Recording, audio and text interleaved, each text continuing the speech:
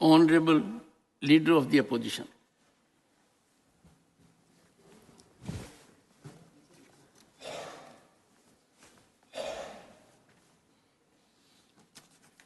Sir, मैं आपका धन्यवाद करता हूं क्योंकि आपने मुझे अच्छे समय पे बोलने के लिए मौका दिए, क्योंकि प्राइम मिनिस्टर जी तो खुद ही 2004 और 14 का जो कार्यकाल था मनमोहन सिंह जी का, वो बहुत ही अच्छा था।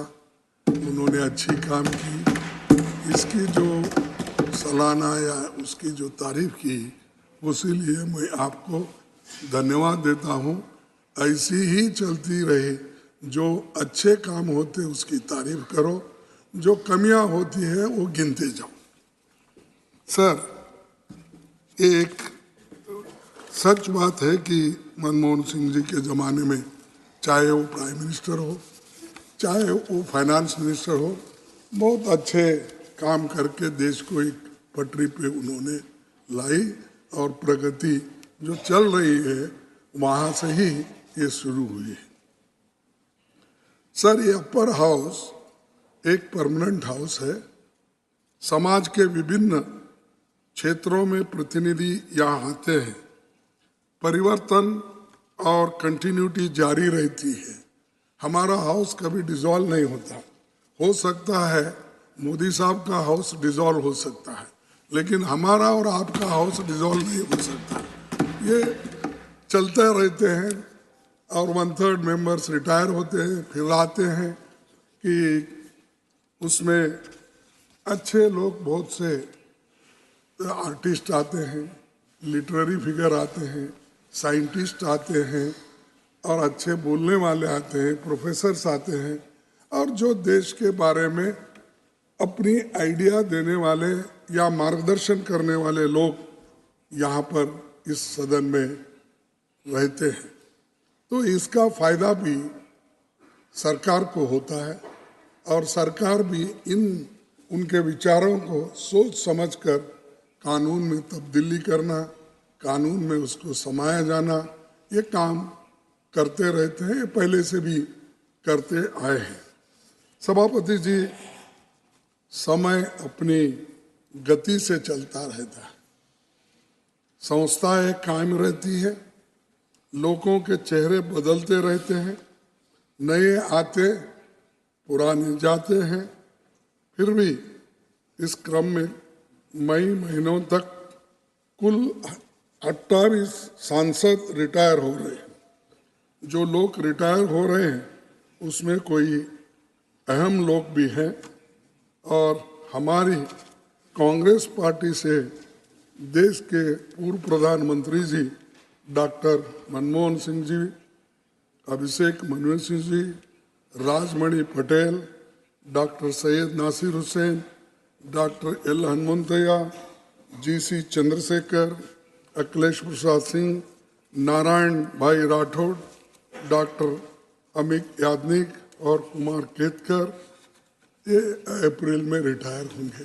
लेकिन और भी मेंबर्स जो हैं वो सभी का मैं याद करता हूं जो रिटायर हो रहे हैं, और इसमें बहुत से लोग फिर वापस भी आ रहे हैं। ऐसा नहीं कि वो परमानेंट रिटायर हो रहे हैं। संख्या बल पे वो जिनको देना है नहीं देना है पार्टियां तय करती है, और उधर के लोगों को तो मोदी साहब जिसको चाहे वो आते हैं। इधर भी वही है, हर पार्टी जिसको चाहेगी, जिसका स्ट्रेंथ है वो आएंगे। लेकिन जाने वाले भी हैं, आने वाले भी हैं, और जो लोग अब रिटायर हो रहे हैं उसमें से बहुत से लोग वापस आएंगे। भूपेंद्र यादव जी, अश्विन वैष्णव जी समेत 9 मंत्री रिटायर हो रहे हैं, और JP नड्डा जी भी रिटायर हो रहे हैं, और हमारे इंडिया अलायंस से भी मनोज झा, अनिल देसाई, वंदना चौहान, जया बच्चन, TMC के शांतनु सेन समेत अनेक पार्टियों से भी कुल 58 सांसद आज रिटायर हो रहे हैं अप्रैल में, जिनको हम विदाई दे रहे हैं। उनमें से फिर से लौटेगा, लेकिन कुछ ऐसे भी होंगे जिनकी वापसी नहीं हो सकेगी। इस साथियों को विदाई देते समय मैं बहुत भावुक हूँ, क्योंकि बहुत से हम मित्रों के तरह मिलते रहते हैं, एक दूसरों से बात करते रहते हैं और यहाँ हम लड़ते रहते हैं, लेकिन बाहर जाके हम बहुत से लोग मिलते रहते हैं, बात करते रहते हैं और उससे एक होता है कि आपका गुस्सा वहाँ नहीं रहता, लेकिन चंद लोग परमानेंट गुस्से में ही रहते हैं। ये बड़ा मुश्किल है, ये ऐसा नहीं रहे, ये डेमोक्रेटिक है। और हम यहाँ देवेगौड़ा जी होंगे, मैं तो बहुत लड़ता था उनके खिलाफ, क्योंकि उन्होंने ये जनता पार्टी नहीं छोड़ी, मैं कांग्रेस पार्टी नहीं छोड़ा, इसीलिए हमेशा हमारी टक्कर चलते ही रहती थी। कभी हमको बोला कि तुम्हारे हाथ से बड़ा मुश्किल है ये चलाना सरकार, क्योंकि तुम्हारे पास ऐसे कोई पैसे वाले नहीं है तुम्हारे पीछे, तो इसीलिए अलायंस करना मुश्किल होगा। ये पहली बार उन्होंने कहा, उनके जन्मदिन पर मैं पूछा तो उन्होंने बोले कि आपके पीछे कोई ऐसे बड़े मालदार आदमी नहीं है, तो मुश्किल होगा कि तुम्हारे दोस्त को मैं चीफ मिनिस्टर बनाऊंगा, आप जाके उनको बनाइए। अब मेरे को कोई मालदार नहीं मिला सपोर्ट करने वाले, बाद में उन्होंने उनको बनाया। इसीलिए ये बहुत सी बातें ऐसी होती सब ये हाँ भाई बैठ जाओ, मौका समझा करो। अरे ठीक है, लेकिन मेरे को रंज है, सारे जिंदगी उन्होंने सेक्युलरिज्म, सोशलिज्म, फार्मर्स एजुटेशन सब करे, सडनली ऐसा क्या हुआ? लास्ट 93 है उनका, 91 है, अच्छा ठीक है 100 साल तक रहने दो, 91 है।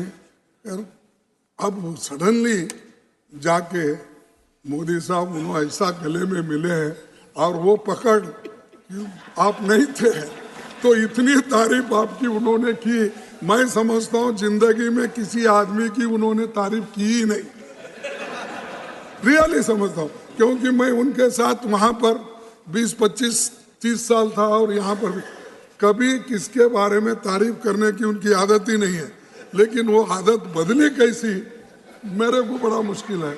I am feeling how he praised Modi ji and he said that Modi is the only prime minister who loved me. All this. अगर यही लव अफेयर पहले होता तो अच्छा था। 91 इयर्स में क्या करेंगे? छोड़िए, आपकी बात पर कुछ कहना चाहते हैं, आपकी इजाजत हो तो पीयूष जी कुछ कहना। नहीं साहब, नहीं तो अगर समझ आ जाए तो अच्छी ये चुप है। ये देखो आप उनको ऐसा ही देते हैं, बाकी के वक्त हमको नहीं देते। दिस इज नहीं कल I am not giving floor to him sir. No, you see, sir, I'm telling you, this is not going to be a permanent thing. You remember, sir, you can't ask, when I asked, I want to get clarification, you did not allow when Modi ji was speaking. See, this is nothing. Even if I interfere, Modi is capable to give answer. Please, why you are doing please this? Continue. In democracy, it happens. Well, and इसीलिए मैं आपको उनको खैर इस वक्त ज़रूरत थी, वो हो गई, उसके बारे में मैं कुछ नहीं बोलता कि उन्होंने जो कुछ बोलना है बोल दिया है और उसका जो कुछ इलाज करना है मोदी जी ने कर दिया है, इसीलिए वो ठीक ठाक हो रहा है उनके साथ। सर, मनमोहन सिंह जी पूरी दुनिया जानती है कि वे विश्व के जाने माने अर्थशास्त्र हैं। उनके समय में आज तक की सबसे अधिक विकास दर रही है।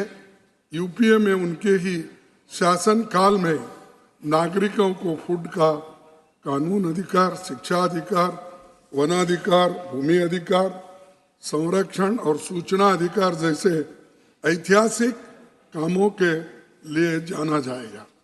मनमोहन सिंह जी 1991 से इस सदन के सदस्य हैं। वे 6 बार राज्यसभा के अनअपोज्ड सदस्य बने, जो एक रिकॉर्ड है। और 2004 से बीच 6 साल से अधिक तक वे राज्यसभा में विपक्ष के नेता भी थे। 2004 और 14 तक 2 बार देश के प्रधानमंत्री और राज्यसभा के नेता सदन रहे। ये भी रिकॉर्ड है। उनको 2002 में उत्कृष्ट सांसद पुरस्कार से सम्मानित किया गया था। एक प्रेरक रूप में उन्होंने इस सदन पर जो छाप छोड़ी है वो हमेशा याद रखी जाएगी और इसकी खूब तारीफ भी हमारे माननीय प्रधानमंत्री जी ने की है, इसीलिए मैं उनको धन्यवाद भी दिया। अब डॉक्टर मनमोहन सिंह जी के बारे में एक शेर कहूँगा, आप सुनिए। आपकी सोच को आवाज हम देंगे, आपकी सोच को आवाज हम देंगे, आपके ख्वाब को आगाज हम देंगे, आपके ख्वाब को आगाज हम देंगे। आपके जाने पर इतना भरोसा दिलाते हैं, आपके जाने पर इतना भरोसा दिलाते हैं, आपके इरादों को परवाज हम देंगे। तो ये है। और सभापति जी, राज्यसभा काउंसिल ऑफ स्टेट्स ही नहीं है, एक काउंसिल ऑफ आइडियाज भी है। एक से एक बड़ी हस्तियों ने इसे रोशन किया है, ज्ञान और योग्यता से अपनी छाप छोड़ी है। जाहिर है कि कई साथी वापस यहाँ फिर लौटेंगे, कुछ लोकसभा में आएंगे और जो नहीं आएंगे वे सभी समाज में अपना सार्थक योगदान देंगे। राजनेता पब्लिक लाइफ में रिटायर नहीं होते। लोकतंत्र को राजनेताओं ने जीवंत बना रखा है। राजनीति का मतलब केवल एमपी, एमएलए बनना ही नहीं होता। यहाँ लोग सिद्धांतों और विचारों की ताकत के साथ आते हैं और पूरा जीवन लगा देते हैं। आप सांसद, विधायक होते हैं तो जनता काम अधिक लेते हैं, हाउस में नहीं होते तो भी जनता का काम अपने स्तर पर वो करते रहते हैं।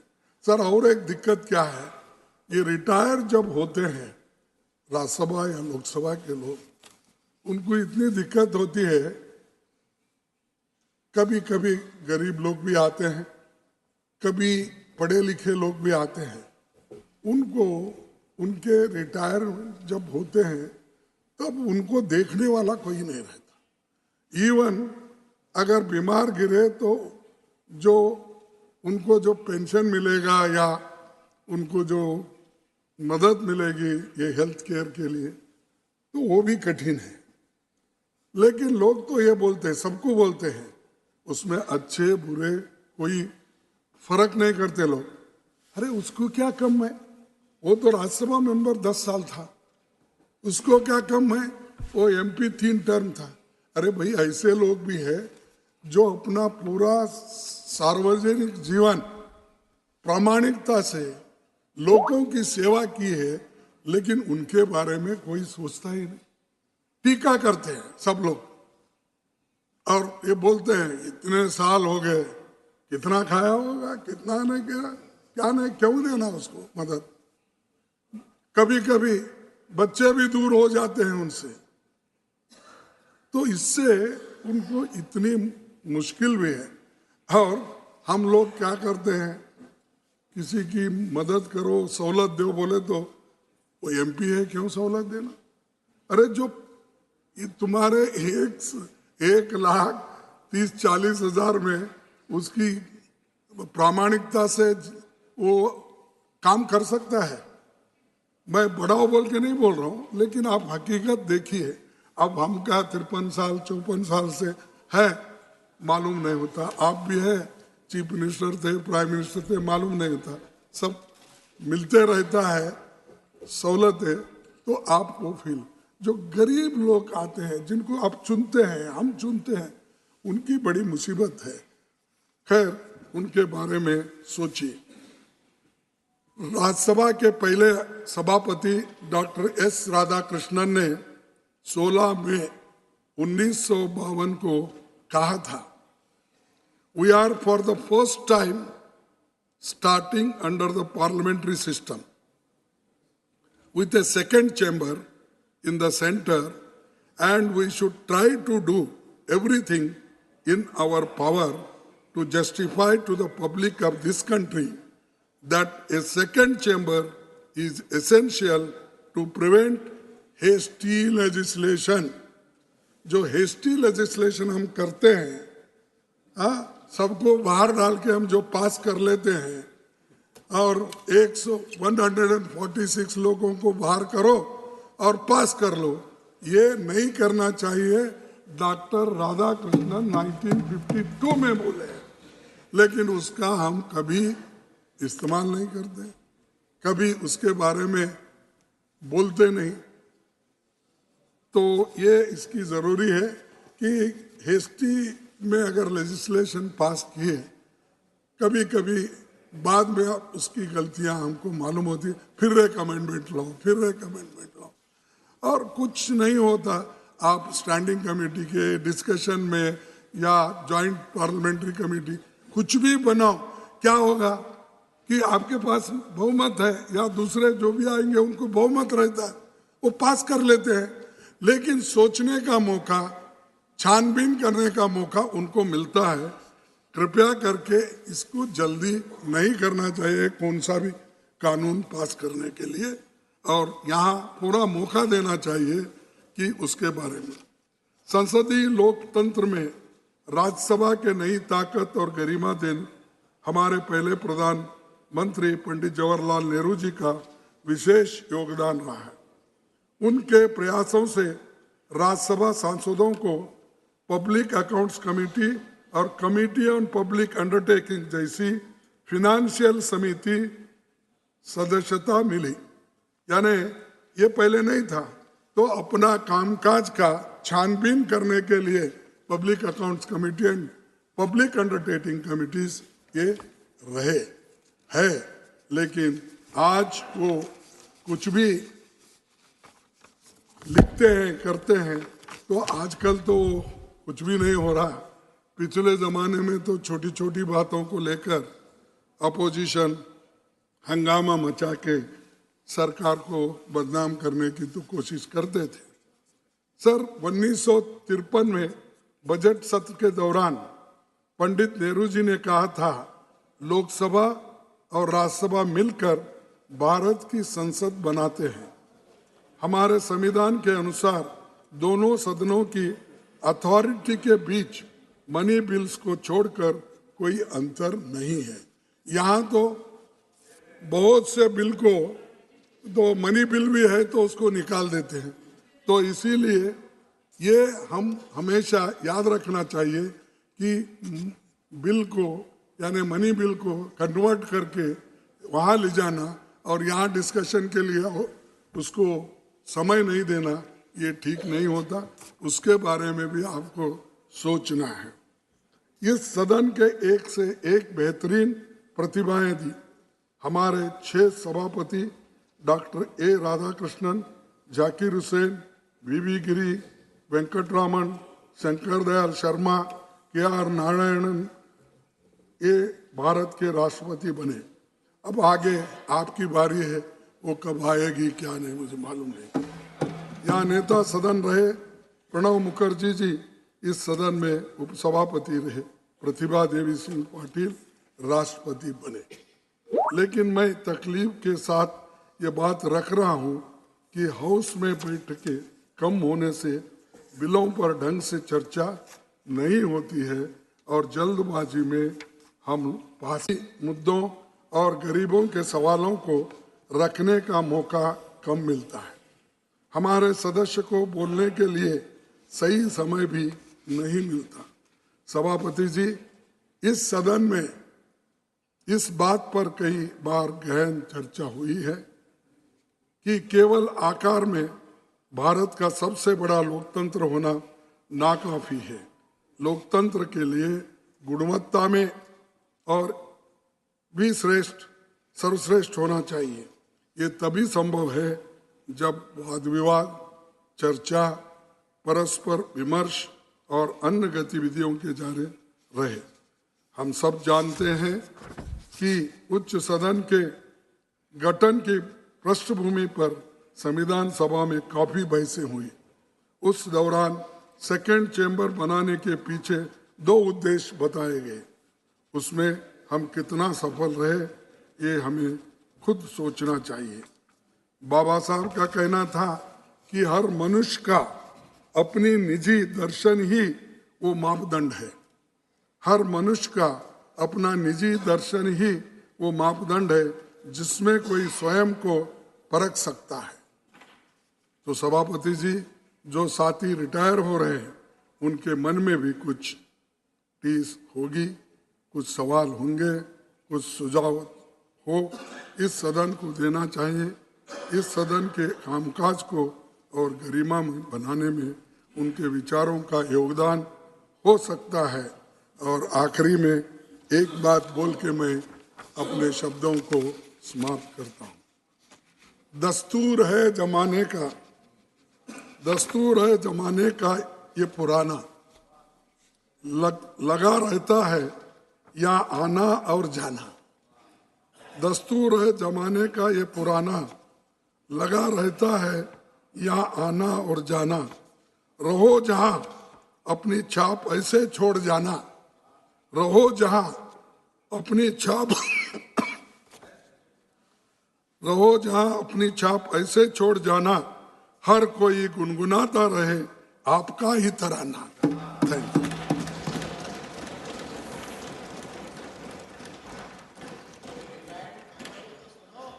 माननीय, आपको पूरा